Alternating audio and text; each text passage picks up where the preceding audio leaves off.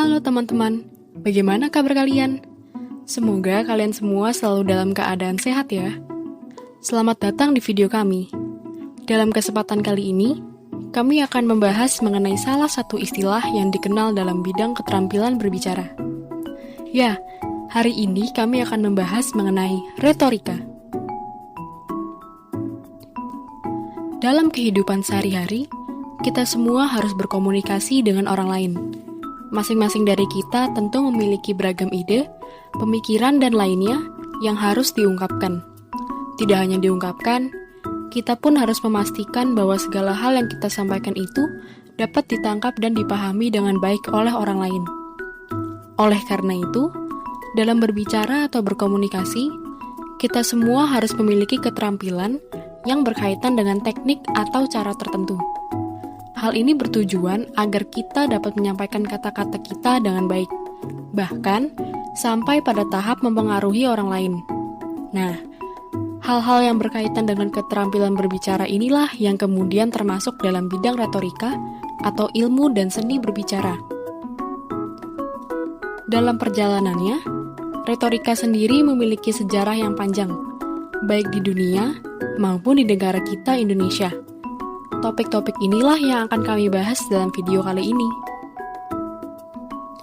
Bagaimana teman-teman? Penasaran kan? Kalau begitu, yuk kita simak videonya.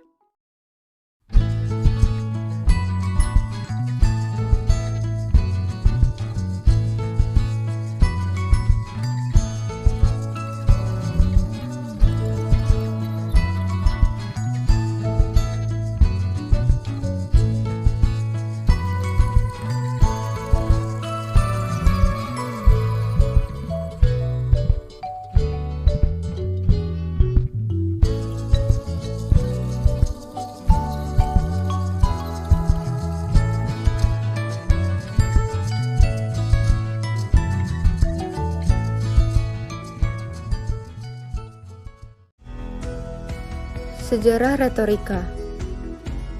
Kelompok 10 yang beranggota Sabina Pratsna Malini, Angelika Wedening Laras, dan Irene Juwita. Pokok-pokok pembahasan. Yang pertama ada pemahaman umum, yang kedua ada pemahaman menurut para ahli, yang ketiga ada tahap-tahap perkembangan retorika, dan yang keempat ada tokoh-tokoh dalam sejarah retorika. Pemahaman umum. Retorika juga dapat dipandang sebagai suatu seni berbicara yang dapat membawa seseorang untuk mampu menyampaikan isi pemikirannya kepada masyarakat. Secara etimologis, retorika dalam bahasa Yunani memiliki arti seni berbahasa dan berbicara. Retorik dalam bahasa Inggris memiliki arti kecakapan atau kepandaian berpidato dan berbicara.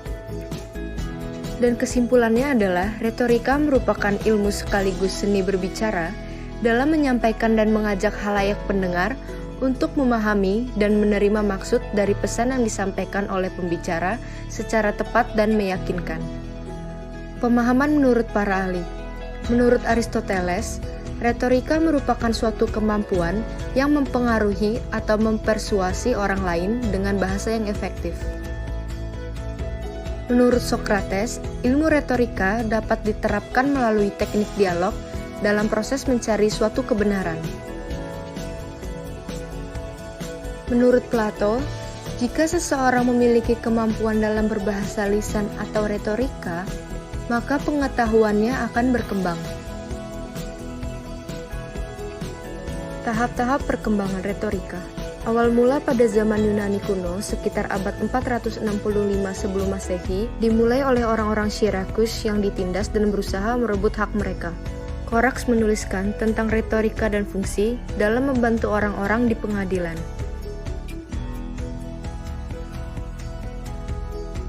Kemunculan aliran retorika klasik. Zaman kaum sofis ada Gorgias, Isokrates, Protagoras, Phidias, dan Lysias. Retorika pada aliran ini adalah kemampuan menggunakan tutur kata dan emosi dalam menyelesaikan suatu permasalahan. Kemunculan aliran pertama retorika modern mengkaji retorika klasik dalam perspektif psikologi kognitif. Sedangkan aliran kedua, retorika modern, mengkaji retorika dari segi keindahan bahasa atau estetika. Selanjutnya ada perkembangan di zaman modern, retorika sebagai keterampilan dan seni berbicara yang diperoleh secara alamiah berupa bakat atau melalui pelatihan-pelatihan tertentu.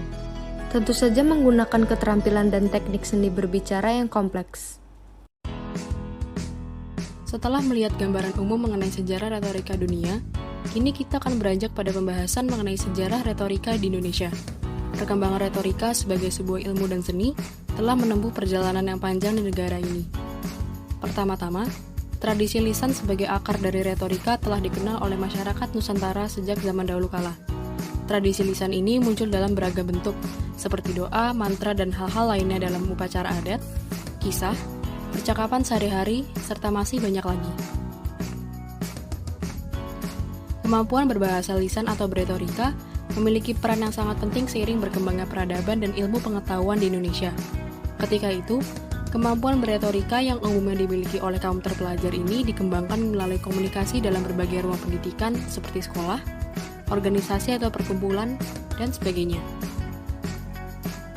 Pada masa-masa sebelum dan sesudah kemerdekaan Republik Indonesia, kemampuan berretorika memiliki peran yang sangat penting. Pertama, untuk dimanfaatkan dalam berbagai perundingan dengan pihak asing.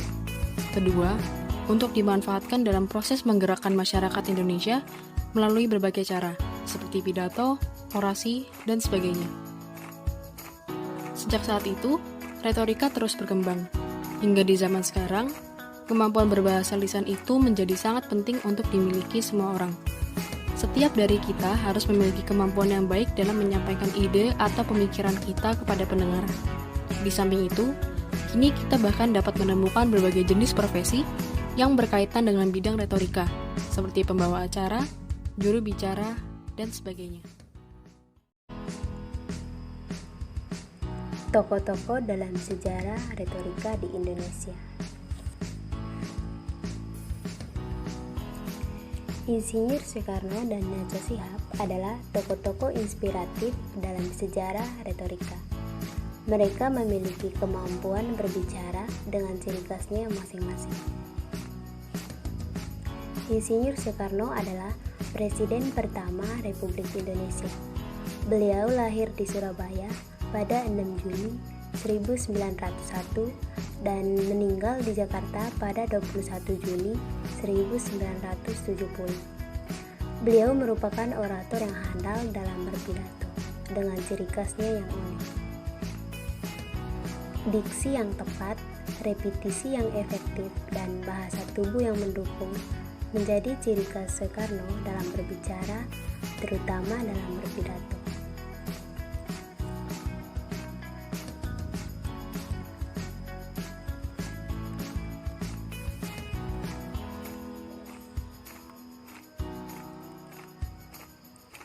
Tokoh berikutnya adalah Najwa Shihab. Lahir di Makassar pada 16 September 1977. Beliau merupakan seorang jurnalis sekaligus pembawa acara dalam berbagai forum. Najwa Shihab memiliki kemampuan dalam berbicara dan berpidato. Tanggapan dan pertanyaan kritis, diksi yang tepat, dan ekspresi yang mendukung merupakan ciri khas Najwa Shihab dalam berbicara.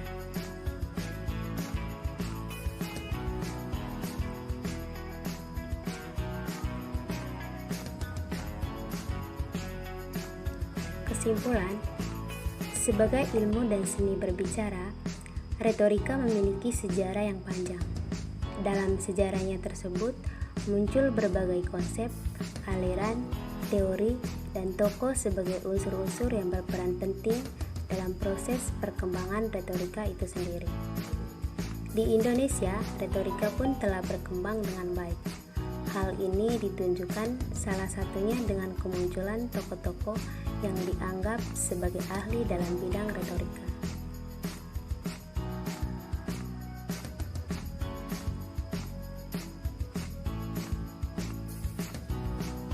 Terima kasih.